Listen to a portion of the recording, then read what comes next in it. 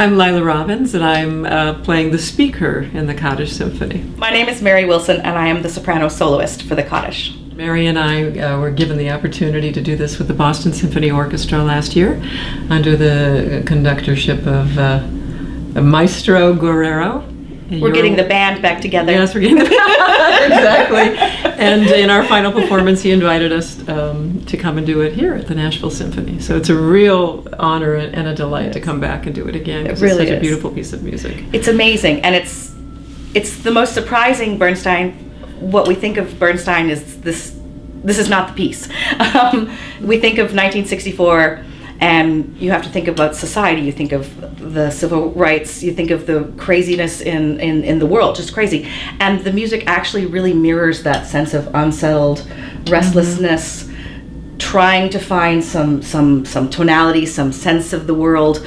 It's brilliant. A sense of the world when nuclear attacks were sort of imminent. Right. And also he wrote the piece, I think, in response to JFK's assassination. Dedicated it to him, yes. In a world where anyone who would do such a deed, such an awful deed, obviously lacks reasoning and learning, which is something he talks about, that in the Judeo-Christian religions, learning and sense, making sense of something, and how that tradition, if somebody shoots somebody, how do we respond? How do we make sense of that?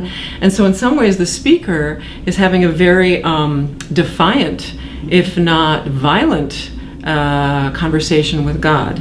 And that's actually quite common in the Bible, where whether it's Moses or Job or Jacob, having a pretty strong conversation with God and asking why are these things happening, and how can we make it a better world. And it's mirrored in the composition. In this time period, if you wanted to be taken seriously as a composer, you had to be a 12-tone serialist, very serious, almost what am I trying to say? Almost atonal composer. So Bernstein, this is his 12-tone, really serial kind of composition, but he can't help himself.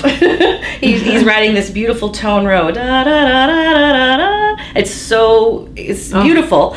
And then he throws in like mambo. You just hear this little dum. Yeah, I heard, you hear a little part of West Side Story in there. Like you can't help himself. Yeah, you hear a little beat, and you go, oh, Bernstein. And he's like, no, serious. It's a really interesting, not only is it an argument with God, it's an argument about the time that it was written, it's an argument with compositional styles. Tonality and atonality. There's so many conflicts. It's a very dramatic piece.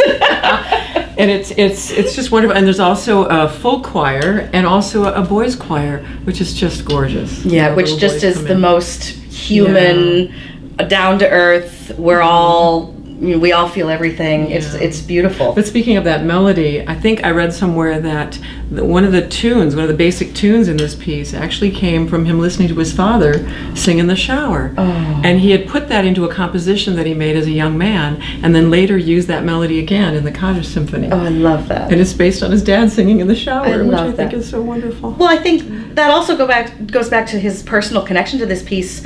Not that he wasn't personally connected to every piece, but his wife was the first narrator. Felicia Montenegro was the first narrator, and to hear that beautiful, almost Sprechstimme, that almost melodramatic quality in the real arguing with the God. It's fascinating. Yes, I think the first time they performed it was in Israel. Yes. And it was a famous actress there, Rovina. Yes. And I guess in the first rehearsal when she started speaking, Bernstein fell to his knees because he said, that's exactly the voice I was dreaming about. Can you imagine? I'm not sure he's going to feel that way about me. Can you imagine? Yes.